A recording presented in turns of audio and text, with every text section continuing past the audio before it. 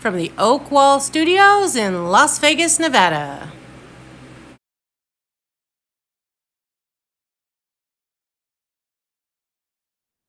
Hello, this is Jesse Oakley III, and welcome to the Oak Zone, where we provide positive words of wisdom for you. That's right, you, the happy people.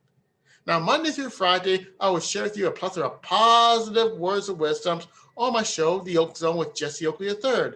But today is Sunday morning, and it's time for the Sunday Morning Chat Series. And on the Sunday Morning Chat Series, I get to interview a plethora of positive people that are making a big difference in the community. Whether they're speakers, authors, writers, yoga instructors, Bitcoin experts, animal rescue volunteers, or organ donors, you'll hear from them right here on the Sunday Morning Chat Series. And today, we have ourselves a darn good show for you. Now, many of you know that I belong to a wonderful group called Toastmasters International. I've been a part of this group for almost 20 years, and through my adventures and nearly 20 years of experience, I've met a whole lot of positive people that are making a big difference in their respective community.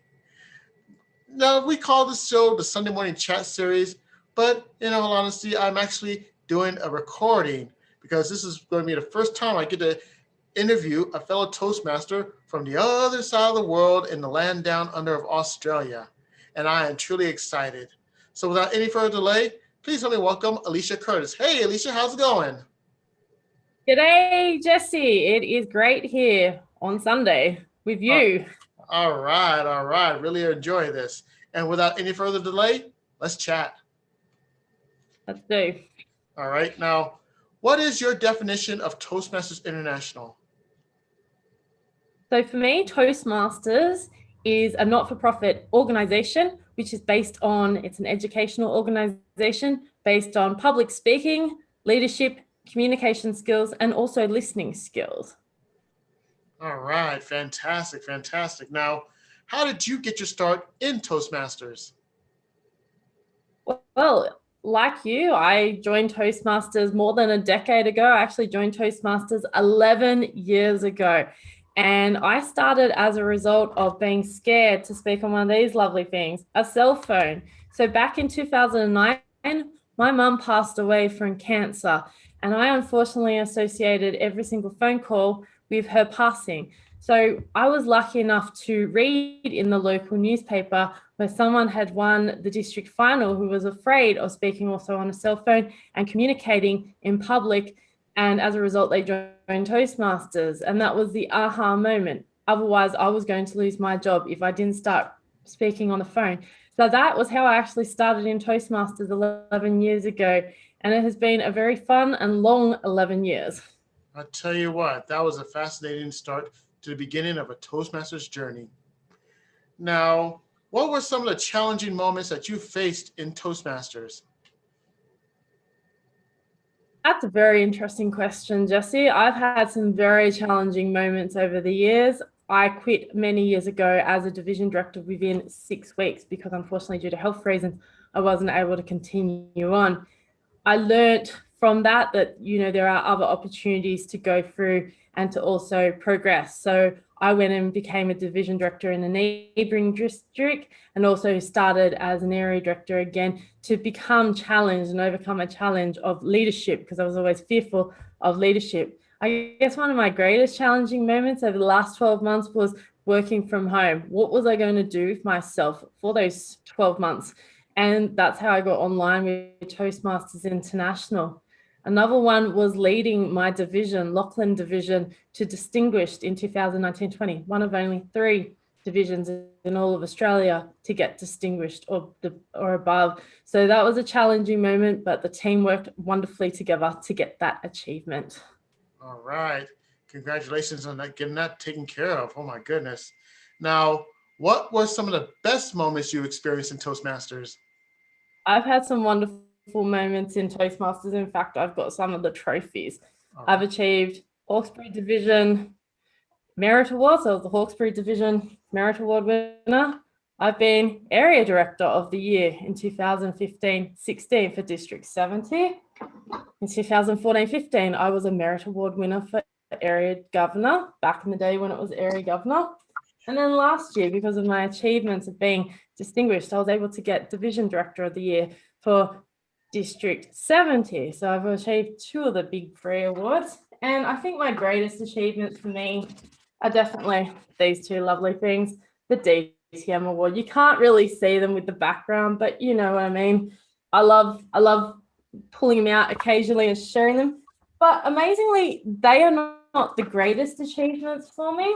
In fact, my greatest achievement was when I chartered the first open community Toastmasters club in Bangladesh, in Dhaka, Bangladesh, back in 2015.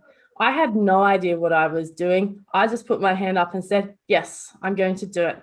To this day, that remains the #1 club in Bangladesh, which is a population of about 150, 160 million people. Back in those days, there was only 2 to 3 clubs in all of Bangladesh. Most of them were actually in Chittagong, which is the satellite city of the capital, Dhaka. Now they're looking at splitting into 2 divisions. They're also going to look at possibly being a district within the next 5 to 10 years. So that for me is my greatest achievement, starting the first open community club in Dhaka, Bangladesh, which is the premier club in Bangladesh. Oh my goodness. You really are a mover and a shaker in the Toastmasters community, aren't you? Yes, I am. All right. Now, let's say that you meet someone that is in Australia and they're on the fence about joining Toastmasters. If you could just talk to that person about joining Toastmasters, what would you tell that person? Well, I would look at it from what point of their life they're at. Say if it was someone who is a young professional and was looking to get that next step in their career, I would say to them, do you want to get that ideal job? Do you want to achieve a goal and have that purpose of achieving a goal? You can do that by coming to Toastmasters to learn communication and leadership. You can also learn how to actively listen and think on your feet. I think that's one of the great opportunities with Toastmasters. It actually makes you think outside the lovely little box that you live in, and thinking outside the square, especially in table topics where you're required to speak within 1 to 2 minutes impromptu, is something that all people need to learn how to do and to be able to articulate. Very important, especially in a job interview. Another one is being able to provide feedback, not negatively, but in a positive manner. And that's one of the things I think Toastmasters gives to us. It gives us the opportunity to be able to provide that feedback positively. So if it was for a young professional, that's one thing. For an older person, they might want to be out there to socialize and to network. Here's an opportunity for someone who might be in their later part of their life, who's in their 60s or plus. Not that I'm saying that 60 is old. However, I'm saying that they can actually go out there, learn and have a new group of friends and have other opportunities, because a lot of people in that particular age group are very fascinated by education, learning and development. So that might actually involve and give them an opportunity to have a greater network of friends. So that is what I would say to someone if they were wanting to join Toastmasters. All right. Now, for anybody out there, how can more people know about this wonderful organization, the Toastmasters? Where would they go? Well, they need to go to toastmasters.org. That's one thing. I think they need to Google. They need to find what they want to do and what they want to achieve in Toastmasters. We're in a really great situation at the moment. A lot of people are saying COVID is the worst thing that's ever happened, but we need to look at the silver lining in the clouds above us. We need to actually look at this as a positive. They don't have to be stuck physically in a country that they might not want to be a part of. They might want to go somewhere else especially if they're over in another country where they can't speak English fluently, and they might want to actually come to a country where we speak English fluently, and they want to actually start to learn English because they might be looking at that opportunity to move into that country. So we have an opportunity for everyone to go around the world at the moment to meet and connect with people from all around the world. So I think the best thing is to Google. Dr. Google is a wonderful tool, and also having a look on Facebook, Instagram, and also just looking around the world. It's an amazing place at the moment, especially with what's happening and a lot of the clubs being on Zoom. Okay, and for all the happy people that missed that, do not fret, because the link will be right in the description below. So after you watch this interview, please go ahead and check out the link that's right below. Isn't that right, Alicia? Absolutely. Check out the link, toastmasters.org. Okay. Now we are almost at the end of this interview, and would you believe that this has been a fun interview so far? It has. It has indeed, Jesse. All right. Now, this point is our shout out moment. Now, if you have a chance to give a shout out to the people that made your Toastmasters journeys possible, who would you say hello and give a shout out to? Well, I have a lot of people I would love to give a shout out to. I don't want to list a whole stack of people, but there are a couple of people I would like to acknowledge. First one is my father. My father has always been there for me. I don't mention him often because I don't like him to be pushed and shoved into the limelight, because there's nothing more embarrassing than having to embarrass one of your own family members. But to my father, who consistently puts up with Toastmasters all the time and listens to my wonderful stories over dinner and lunch, thank you so much for being a part of this and seeing where I've come and where I am at the moment with Toastmasters. My auntie Les, who puts up with it as well. I don't get to see her as often, but she always provided a bed for me when I was at my Toastmasters meetings 2.5 hours away. I would drive every single weekend to be with her so that I could see her and also do Toastmasters on the weekend near where she lived. In Toastmasters itself, I'd like to shout out to Kayleen Ledger, current Region 12 advisor from District 70. She's based in here in Australia.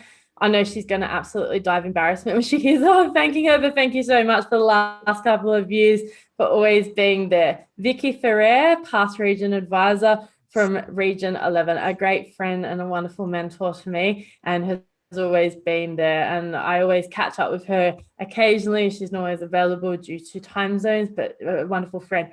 And the person who definitely brought me to Toastmasters, distinguished Toastmaster, and currently he passed away a few years ago, Rick Haynes. Rick was an instrumental part for me arriving in Toastmasters, and I cannot thank him enough, along with my first ever Toastmasters club, Menai District Toastmasters. I really need to acknowledge that club, because if I hadn't joined that club, I wouldn't be sitting here talking to you today, Jesse. So I cannot thank that club, and some of the originals are still there. The likes of John Drinkwater, Arthur Alette, Ron Alexander, Maurizio Tapia, and also Jane Stevens. I want to thank them, as well as Louise Beaton. I cannot thank them enough, because without their love and support from the original start, when I started in Toastmasters, I wouldn't be here today.